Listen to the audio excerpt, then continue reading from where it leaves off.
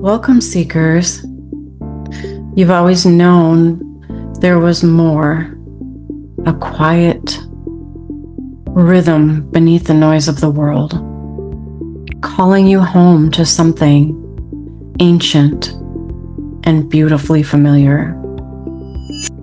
With Seeking the Light of a Thousand Suns podcast, we have together ancient wisdom and modern eclectic magic. Starting now with Season 2, Storm and Sky Academy of Mystical Arts will be available to guide you to awaken, remember, and walk your path into your own power. We weave together ancient wisdom and modern magic for exploring them both individually or together.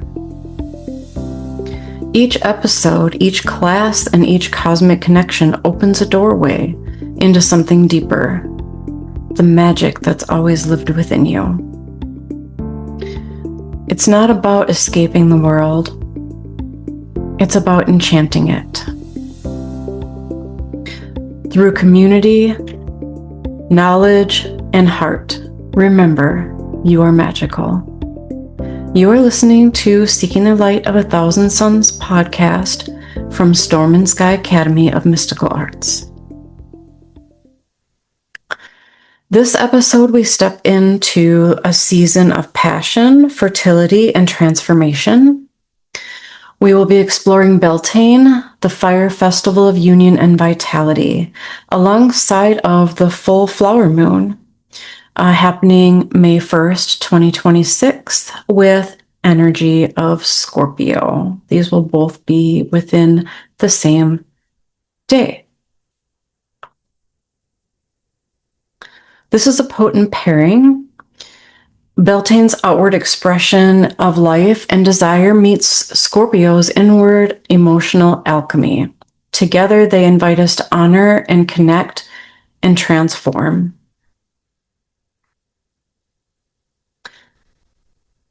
We're standing at the threshold,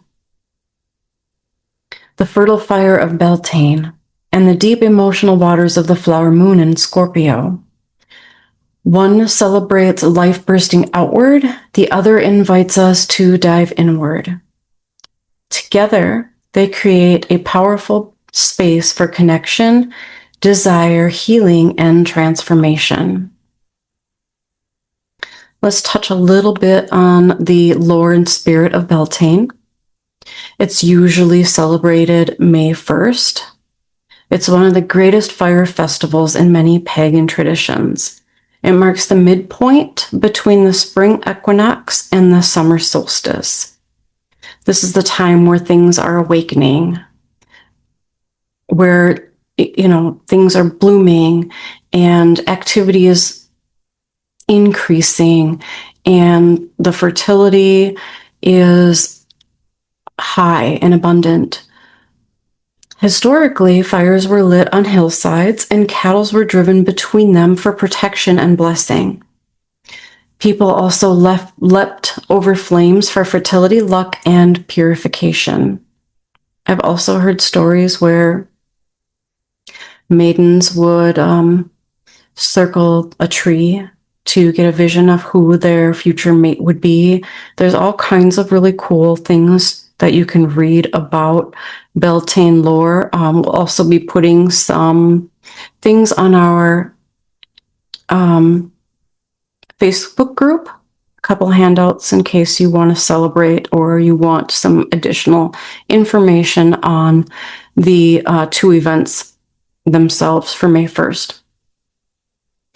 Beltane is about passion and desire, fertility and creativity, union of self, others, and spirit, celebrating the living world. Some of the correspondences of Beltane are going to be the colors of red, white, green, pink. They're going to be more so the healing and heart-centered type focus in colors and stones and such. So the list is not all-inclusive. Flowers and herbs are going to be like hawthorn, rose, lilac, marigold. Crystals are going to be your heart chakra-centered crystals, such as rose quartz, garnet, emerald. One of my favorites is green calcite. Green calcite is one of my favorites for the heart chakra. A lot of symbolism you're going to see is fire, flowers, ribbons, dancing, maypoles. And the themes are usually around fertility, love, pleasure, and vitality.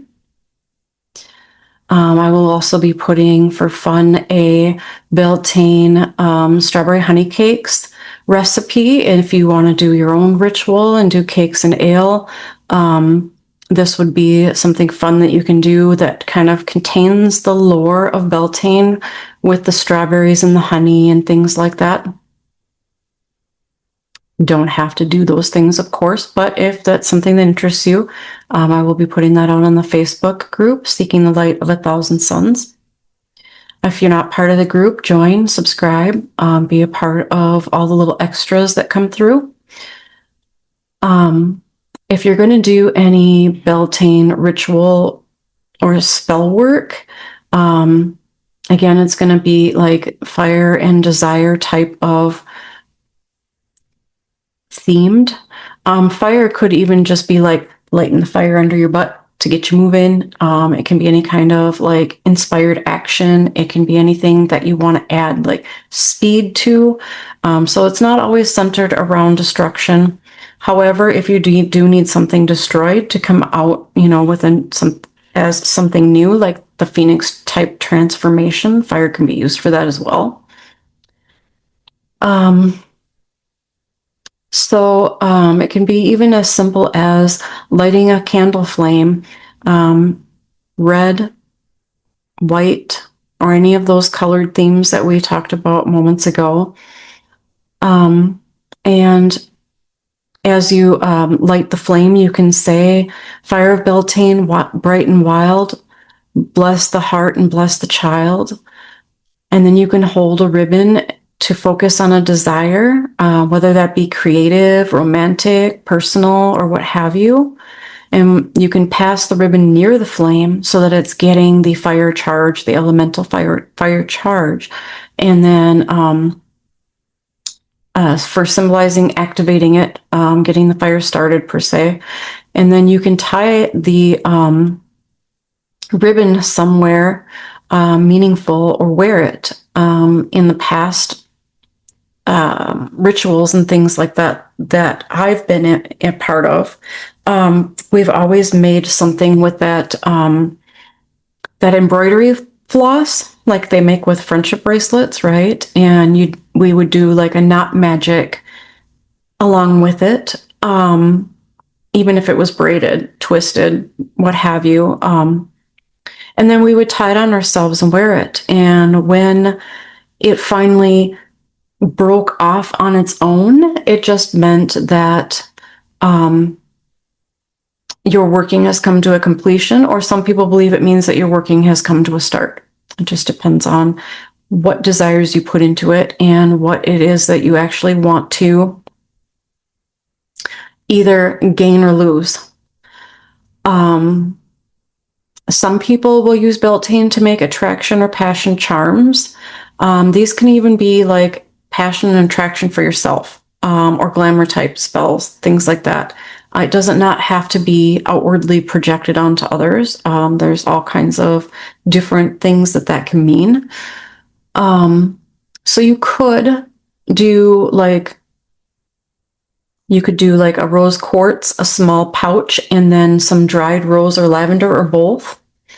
You can place them together in your hands, hold them in your heart, to your heart, and then like speak intention into them while projecting your energy either into your hands or out your heart chakra, or whether it be through your breath, you can focus your energy into them with whatever you speak out.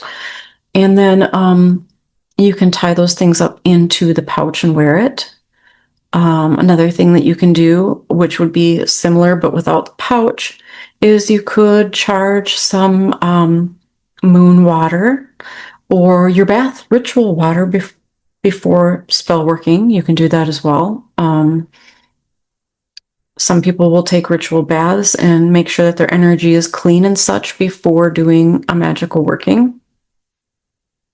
You can also use these types of things like the dried rose and lavender in the strawberry honey cake recipe, or you can charge them in your moon water and use that for things as well. So there's all different types of things that you can do. I'm going to transition into the flower moon, the moon in Scorpio on May 1st as well. So the moon in Scorpio, the energy flow or the theme in Scorpio moon is emotional depth, shadow work, and transformation. It will be in house 7, which is relationships, partnerships, and mirrors of truth at 8% illumination or waxing crescent to full. These are times you can also use for quiet emerging and introspection. And while Beltane celebrates outward connection, the moon is asking for, inward looking and depth. So what lies behind these desires you're going to be creating or, putting impact or fire magic behind. What needs healing in your relationships? And that can be any type of relationship. That can be a relationship within your home. That can be a relationship within your family. That can be a relationship with coworkers, in your own circles and communities, your neighborhood, however you want. And then what emotional truth is ready to emerge? So if you kind of play with all of those things together, you could do the introspecting prior to the ritual. If you want assistance with the introspecting, you can use divination, like scrying with water or a mirror, tarot or oracle cards, a pendulum. You can meditate. There's all different kinds of things that you can do. So as you layer your intentions and your magic, the more layers that you add to it and the more energy that you commit to what you're creating, the bigger bang and better outcome comes from that. Now, being that we are eclectic focused, we do not tell people how to do their own practice. We honor and respect what everybody does or does not do. So these are all just sharing of ideas. That's one thing I feel like we don't see enough of. I mean, unless you're into TikTok, witch talk, things like that. There's a lot of communities out there, but a lot of the times, in some way, shape, or form, it doesn't feel safe because when you are in large communities like that, people start squabbling over what the right way and the wrong way to do things are. Whether you follow the rule of 3 or whether you don't, whether you hex or whether you don't, whether you believe in this or you don't, whether you do ritual or not, whether you do circle or not. In this community, in what we're creating, your path is your choice. What you do that resonates with you is perfectly fine. So please use our communities on TikTok and on our socials to mention what it is that you would like to share. Share ideas. That is how we all grow and learn and thrive as a community. but we don't want to encourage any of the negative feedbacks, any of the finger pointing or the shaming or making anyone feel superior and inferior, if that makes sense. So the correspondences that pertain to the flower moon just so happen to be a lot of similar ones that pertain to Beltane. So the colors would be like deep red, plum. You could use black or white. The flowers again are rose. Lavender would be good here too as well. What I really liked about this is the mugwort. If you are looking to communicate or receive messages, you could work with mugwort as well. Jasmine is another one. Crystals, good crystals. The good protection type crystal would be like obsidian. Garnet is a good stone that matches with the elements, the fire, the heart or sacral chakras. Moonstone is good as well. That also goes with the energies and also with the moon. The elemental energies of the Scorpio moon, the Scorpio flower moon, are going to be water and earth. So another idea would be using water, earth, some stones, some herbs, and doing something with Rose of Jericho maybe in your spell work, and igniting the Rose of Jericho. Another idea would be planting. A lot of people do it in Litha, but there's nothing that says that you cannot do planting at Beltane. You can plant seeds, you can charge those seeds, you can nurture them, you can put your spell working into that and use all of these, correspondences if you choose. So if you would like an idea for the flower moon reflection, you can get a bowl of water, some flower petals, whether it be the rose, lavender, jasmine, or what have you. And then a dark or black candle. If you don't have candle colors, white is pretty much the substitute for all of the candle colors. So it can be used in place with that. You can place petals in the water and then symbolize what is blooming within. You can gaze into the water and ask what truth is ready to rise. So it'd be a form of like scrying, sort of as well, but also incorporating in with those energies of water and the flowers and so on. You'd let the candle burn briefly, and then when you're finished with your reflecting, then you would extinguish it and honor the hidden to become seen. If you're looking for a type of relationship alchemy working, I always put in a disclaimer there before I share these things. Basically, trying to do relationship spells, especially when it comes to like romantic or sexual partners, they have the tendency of going tragically bad. So please make sure you're doing your homework and crossing all your I's, dotting all your T's, and don't jump into it lightly. If you jump into it, make sure that you are prepared for drastic changes, prepared for the things that you ask for, because you just might get them and they might not transpire in the way that you imagined in your mind. So that said, you can hold objects, whether they be stones or charms. I'm sorry, and you also want a bowl of salt water. But you can hold these objects. They would represent the two energies. One would represent the energy of you, and the other would represent the energy of another. Or if you're doing it for yourself, these can be two aspects of yourself. It can be your conscious and subconscious self. It could be your outwardly and inwardly self. It could be used in a multitude of different ways that way as well. But You would say, through depth and tide, truth revealed. What must change is now unsealed. And then put those objects in the water and remove them, keeping them together for healing and separate for release. So, like if you're wishing for a